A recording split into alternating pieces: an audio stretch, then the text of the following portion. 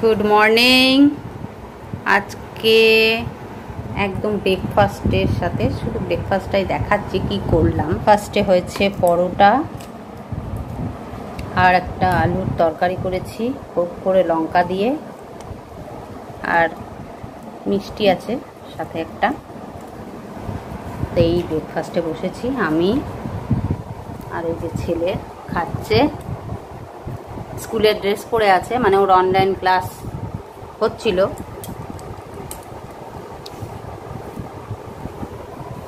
এখনো সঞ্জয় আসেনি, দেখি কখন আসে, আমরা খাই।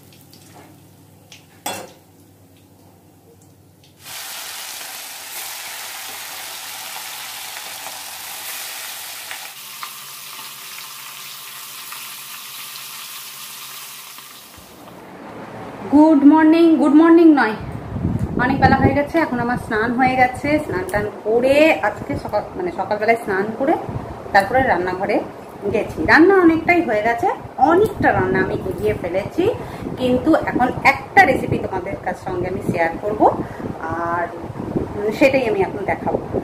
এই স্নান করে না আমি রান্নাঘরে যেতে চাই না কেন, প্রথমত চুলটা ভিজে থাকে, চুলটাকে রান্নাঘরে চুল খুলে আমি যেতে পারবো না। কালো কালো আসছে না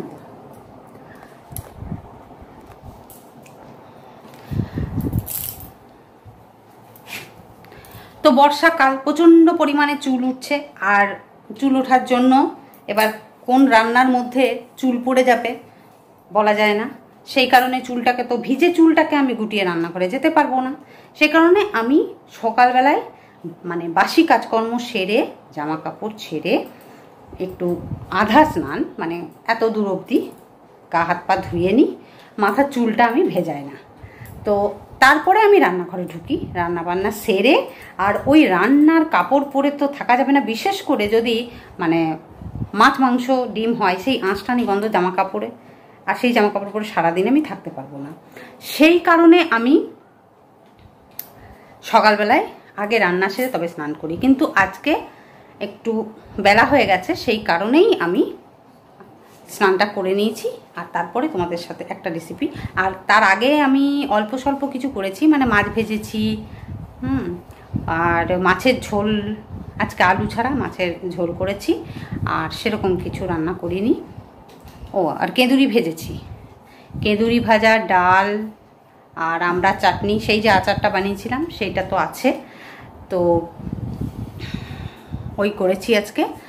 আর ইয়ে করেছি, কি বলে, এখন একটা নতুন রেসিপি বানাবো, তো সেটাই তোমাদের সঙ্গে আমি শেয়ার করব। চলো আর বেশি বক বক না করে রান্নাঘরে যাই। আর এই যে কম্পিউটারে বসে গেছে, এতক্ষণ সকাল থেকে অনলাইন ক্লাস হলো, অনলাইন ক্লাস করছিল। আর এই স্নান টান সেরে সঞ্জয়কে বললাম তুমি একটু ওকে স্নানটা করিয়ে দাও। সঞ্জয় সকাল থেকে ঘরে ছিল না, এই কিছুক্ষণ আগে এসেছে। এই একটাই দায়িত্বকে আমি দিলাম, বললাম আমার স্নান করা হয়ে গেলে, আমার স্নান হয়ে গেলে তারপরে না আমার ওই ছেলেকে স্নান করাতে আমার কোনো কাজ করতে আমার ইচ্ছে করে না, কিন্তু বাধ্য আজকে আর কি করতে হবে। তো চলো আর বক বক না করে, অনেকটাই বেলা হয়ে গেছে, ওই একটা রেসিপি বাকি আছে তোমাদের সাথে আমি শেয়ার করবো।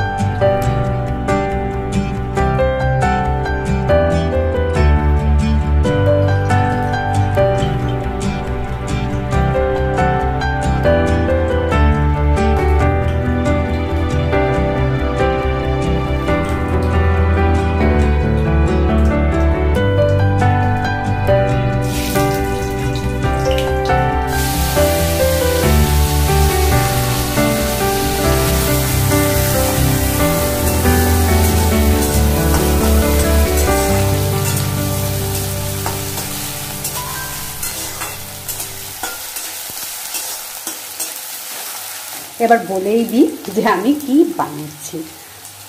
আমি বানাবো মুড়ি ঘন্ট, মানে এই অর্ধেকটা মাথা এনেছে। মাথাটা আমি কিছুটা ভেজে নিয়েছি, আরও ওটা বানিয়ে দিই। এখানে একটু গোবিন্দভোগ চাল আমি ধুয়ে ভালো করে ভিজিয়ে রেখে দিয়েছিলাম। আর এই আলুটার মধ্যে সমস্ত মশলা দিয়ে দেবো, কষে তারপর আমি ওই চালটা এর মধ্যে দিই। আলুটা আর মাছের মাথাটা পুরো লাল করে ভাজা হয়ে গেছে। এবার এর মধ্যে আমি মশলাগুলো দেবো। এর মধ্যে আদা আর টমেটো পেস্ট করে নিয়েছি, বেশি করে করেছিলাম, মাছের ঝোলে কিছুটা দিয়েছি আর কিছুটা এটার মধ্যে দিয়ে দিচ্ছি। দেবো নুন, দিলাম। হলুদটা আমার স্কিপ হয়ে গেছে, আমার একটা ফোন এসে গেছিলো বলে ফোনটা ধরতে গিয়ে ক্যামেরাটা অফ করতে হয়েছে। ক্যামেরাটা অন না করেই আমি বলেছি, সেই জন্য দিলাম জিরে গুঁড়ো,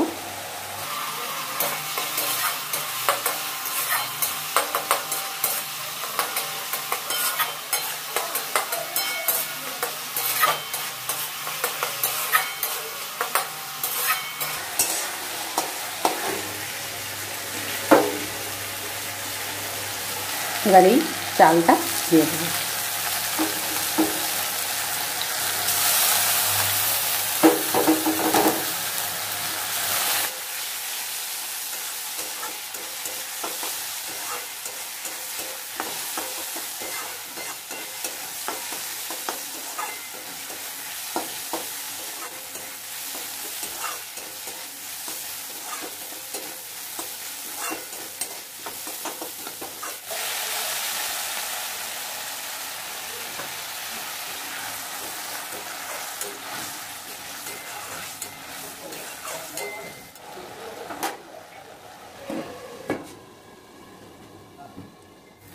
দেখো জলটা আমার পুরো কিন্তু টেনে নিয়েছে, যতটা আমি জল দিয়েছিলাম। একদম পরিমাণ মতো জল দিলে ঠিকঠাক আলু চাল দুটোই সেদ্ধ হয়ে যাবে।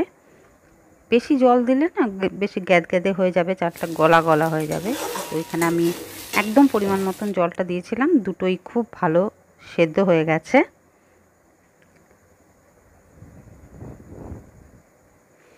এবার এর মধ্যে আমি একটু ঘি দিলাম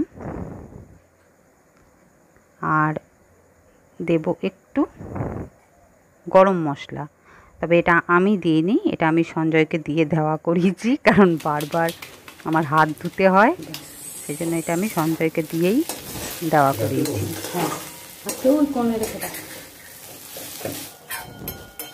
হয়ে গেছে আমার মুড়ি ঘন্ট, একদম ঝরঝরে কমপ্লিট। এবার আমি এটা ঢাকা দিয়ে রেখে দেবো।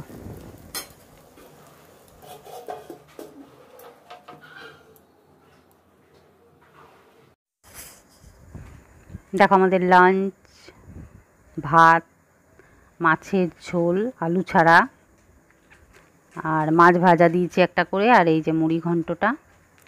এদিকে আছে আম, এই সিজনে আম এখন যতদিন থাকবে ততদিন। এখানে আমড়ার চাটনি আর ডাল দিয়ে মাছ ভাজা দিয়ে খাওয়া হবে। 1, 2, 3, come on!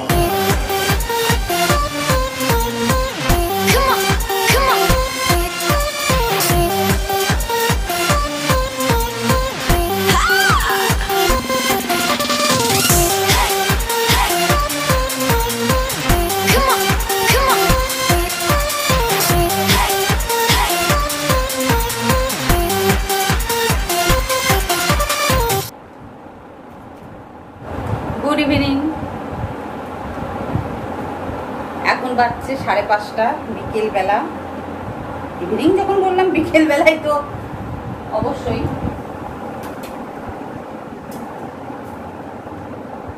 আর আজকে ছেলের ড্রয়িং আছে, ছেলেকে আমি এইমাত্র ড্রয়িংয়ে দিয়ে এলাম, দিয়ে এসে একটু কাজকর্ম করছি আর কি।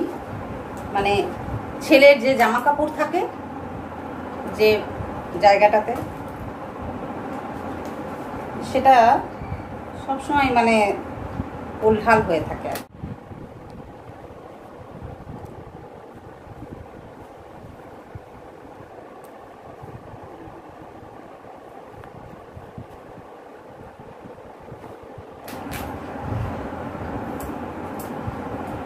কদিন ধরেই ভাবছি জায়গাটা গুছাতে হবে। তো ছেলে বাড়িতে থাকলে না মানে কোনো কাজ হয় না সেরকম আমার। ওর পিছনে টাইম টু টাইম এটা কর সেটা কর, এই কর সেই কর, ওই মানে বলতে বলতে ওর পিছনেই আমাকে মানে পড়ে থাকতে হয়। তো নিজস্ব কোনো কাজ আমি সেরকম করতে পারি না। তো এখন ড্রয়িংয়ে দিয়ে এলাম, 1 ঘন্টা একটু মানে ওই পিছনে লেগে থাকাটা একটু বন্ধ, 1 ঘন্টার জন্য আমার একটু রেহাই। তো ভাবলাম যে এই জায়গাটা একটু গোছাগুছি করে নিই। প্রচুর জামা কাপড় হয়ে গেছে, এত জামা কাপড় হয়ে গেছে না ছেলের, মানে কি বলবো, রাখার জায়গা নেই। শীতকালের সোয়েটার সেটাও এখানে, কোথায় যে কি ঢুকিয়ে রেখেছি নিজেও জানি না।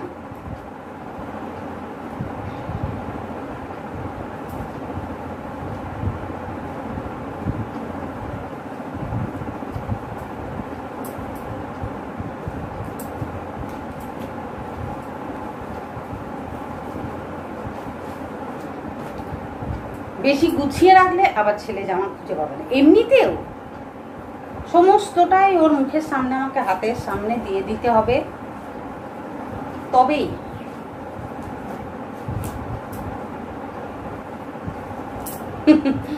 জামা কাপড় নিজের জামা কাপড় জানে, কিন্তু ওই যে নিজে নিয়ে পড়বে সে পড়বে না।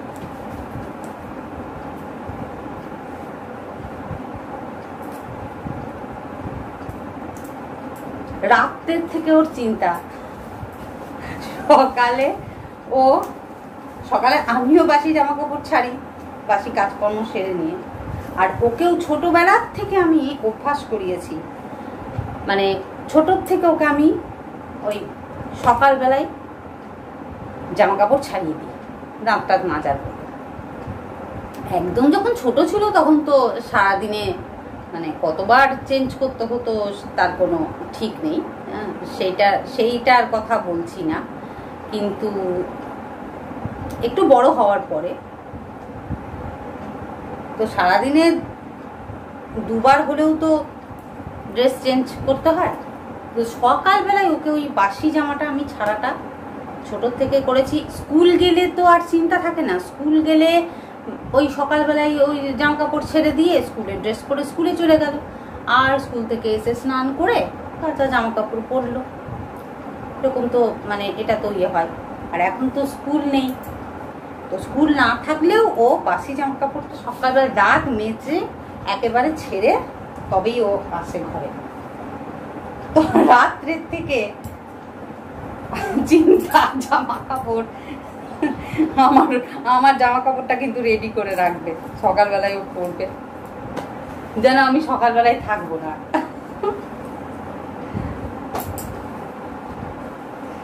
চলো এগুলো আমি গোছাগুছি করে নিই। আর আজকের ব্লগটা আমি এখানেই শেষ করব।